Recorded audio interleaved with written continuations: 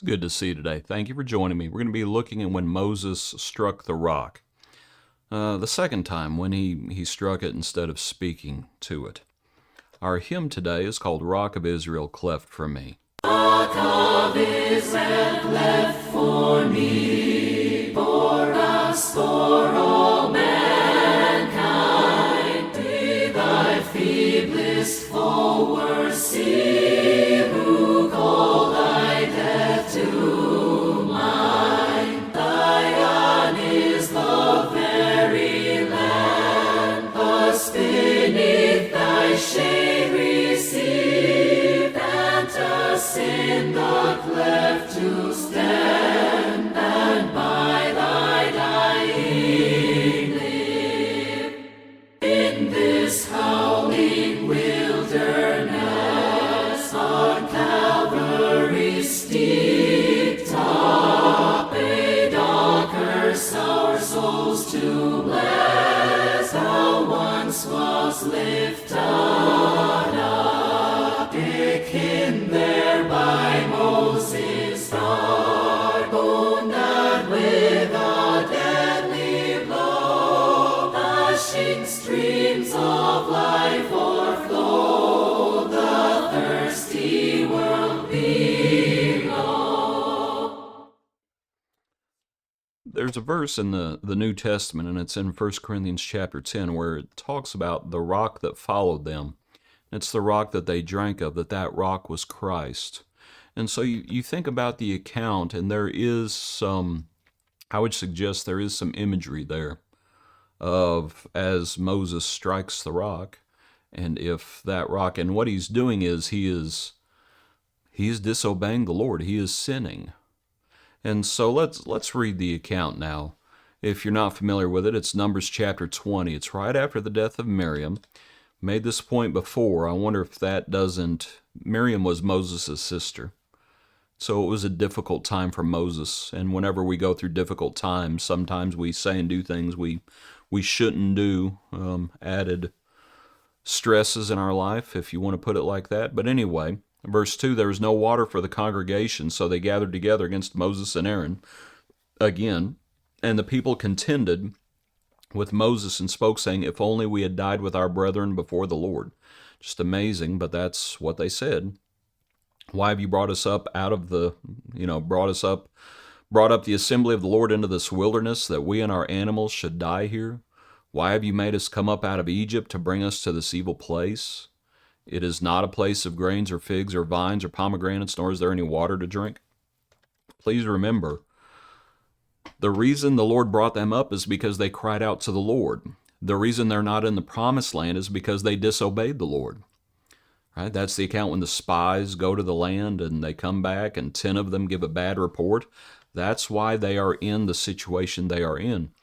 And so they're complaining about reaping what they've sown, frankly. And so Moses and Aaron went from the presence of the assembly, and the Lord spoke to Moses, saying, take the rod, you and your brother Aaron gather the congregation together, speak to the rock before their eyes, and it will yield its water. Thus you shall bring water for them out of the rock, and give drink to the congregation and their animals. So Moses took the rod from before the Lord as he commanded him. So there he did the right thing. He takes the rod. That's what the Lord told him to do. Verse 8, that's what he did. Verse 10, he gathered the assembly together. That's also what the Lord told him to do. Gather the congregation. But then he goes off the rails. He says to them, hear now, you rebels, must we bring water for you out of this rock? When this is spoken about, I believe in the Psalms, it's where it says Moses spoke hastily with his lips. Then Moses lifted his hand and struck the rock twice with his rod, and water came out abundantly, and the congregation and their animals drank. Then the Lord spoke to Moses and Aaron, because you did not believe me to hallow me in the eyes of the children of Israel. Therefore you shall not bring this assembly into the land which I have given them. This was the water of Meribah, because the children of Israel contended with the Lord, and he was hallowed among them. You might notice, just there in verse 12, three simple ideas. The Lord says, because you did not believe me. Disobedience equals disbelief. Disbelief equals disobedience. It becomes a lesson on what it really means to believe the Lord. A lot of folks claim to believe the Lord or believe in the Lord, but they don't obey Him. And so here Moses is, and it's like, oh, well, Moses, did Moses not believe the Lord? It's like, he disobeyed the Lord. Disobedience equals disbelief. Disobedience also equals, he says, you did not hallow me in the eyes of the children of Israel. Do you remember the Lord's Prayer? Our Father who art in heaven, hallowed be thy name. It's the idea of sanctified, of recognizing God's holiness. And so the Lord says, because Moses disobeyed, that he was not hallowing God in the eyes of the children of Israel through his example of disobedience. The third thing I'd like to point out is that there were consequences for his sin. Therefore you shall not bring this assembly into the land which I have given them. It doesn't mean that he could not be forgiven. I think Moses is one of those individuals that we know was forgiven.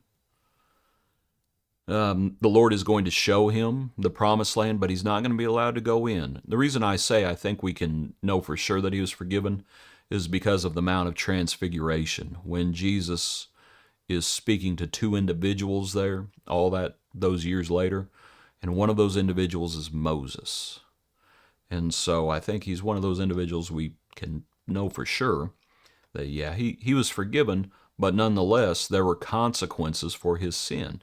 And he tries asking God later on to please let him in, and the Lord gets kind of angry with him and says, stop talking about it. And so here, the place was called the water of Meribah because the children of Israel contended with the Lord. You might notice that. They contended with the Lord. If you would have asked them, they would have said, oh no, we contended with Moses. It's like, no, you didn't like how God was leading you. And so in all this, God was hallowed among them, because he punished sin. And you might think about what that shows. That shows the impartiality of God. That if even Moses disobeyed God, then God would punish even Moses. And thus, God was hallowed. Moses did not hallow God. But because of what God did, God was hallowed among them. Might consider it. Appreciate you. I hope you have a good day. Join us tomorrow for another portion of our Daily Praise.